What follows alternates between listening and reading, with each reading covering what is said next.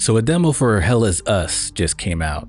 Not exactly sure why they decided on this name in particular for the title, but I was curious to find out what this game is about. I spent about 3 hours exposing myself to the game and quickly realized I'd gotten so immersed into the game that I had to put it down because I was having so much fun. Set in an alternate 1990s fictional European country of Hadia, Hell Is Us unfolds in a war-torn nation ravaged by a brutal civil war and a supernatural phenomenon known as the Calamity. This mysterious event has unleashed otherworldly creatures known as Hollow Walkers, which are grotesque humanoids impervious to modern weaponry, adding a layer of existential horror to an already bleak landscape.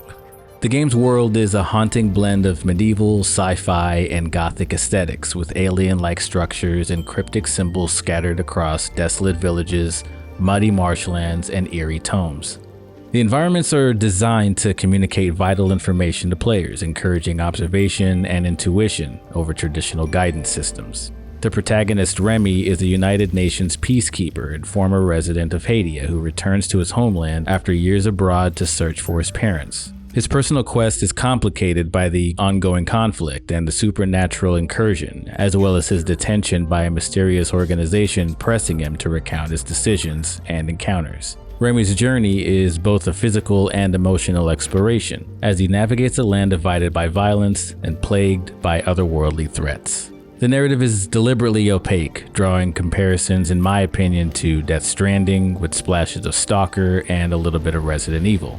Players are thrust into the deep end, piecing together the story through environmental clues, NPC interactions, and Remy's own fragmented memories, creating a sense of anxious discovery. You as the player know just as much as Remy does. The narrative aims to explore mature themes such as family, loss, and the darker aspects of human nature. The story's depth and ambiguity aim to engage players emotionally and intellectually, evoking the immersive storytelling of games from back in the 1990s. Now, Hell Is Us is a third-person action-adventure that balances intense melee combat with exploration and investigation, removing conventional hand-holding mechanics like maps, compasses, and quest markers from the experience. The design philosophy encourages players to rely on their instincts, observation, and reasoning to progress, harking back to the old-school roots of gaming. The semi-open world is filled with points of interest, puzzles, and NPC interactions that provide organic clues, such as directions via landmarks or notes without explicit guidance. Players will use a datapad to recollect conversations and clues, but must interpret this information for themselves, adding a tactile, immersive quality to the experience. This approach may be daunting for some, but I love how rewarding it feels when you choose to embrace its unguided exploration, which reminded me a lot of Legend of Zelda or Elden Ring. Combat is a core pillar comprising roughly 50% of the gameplay alongside exploration. Remy wields a variety of melee weapons, swords, polearms, axes, and spears, each with distinct attack styles and speeds, tailored to combat the Hollow Walkers. In my few hours with the game, I came across a sword and dual axes, which both feel really good. I've gravitated primarily to the dual axes. They're really quick, powerful, deliver a lot of hits, and it just felt really satisfying in combat fighting against these enemies. Remy's drone serves as a versatile tool used to distract enemies, stun them, or aid in puzzle solving, adding depth to both combat and exploration. Health and stamina management is critical with a unique twist.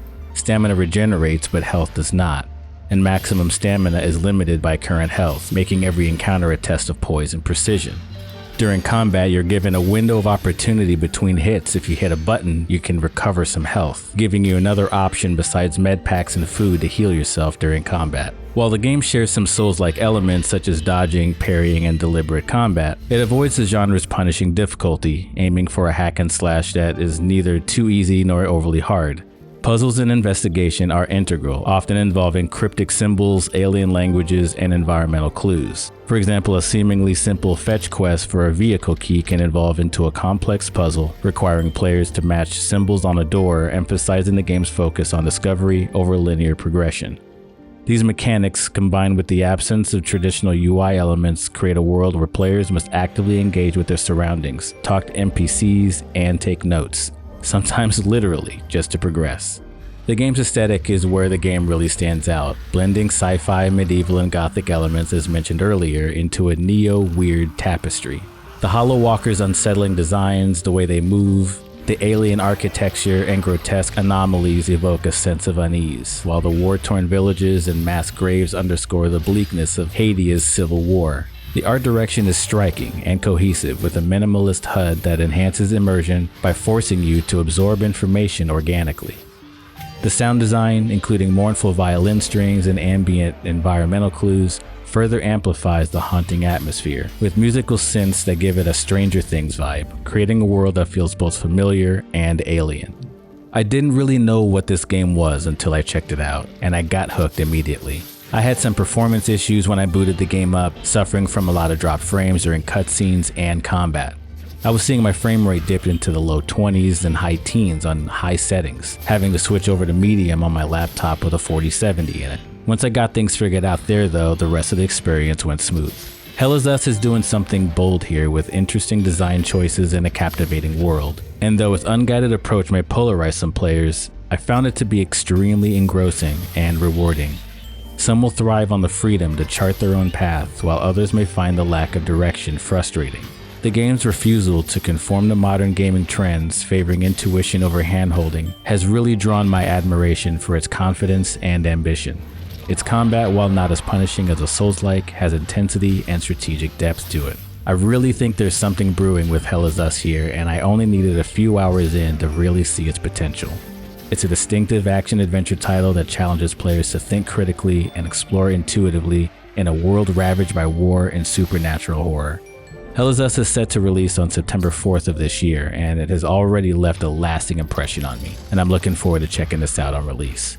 It's currently available on Steam if you'd like to check it out for yourself. I hope you found some value out of this video. If so, I'd very much appreciate a like and subscribe for me to share this perspective with others. If you have any questions on anything around Hell is Us, please leave a comment below. Follow me on X where I post all of my thoughts on all things games, and I'll see you in the next video.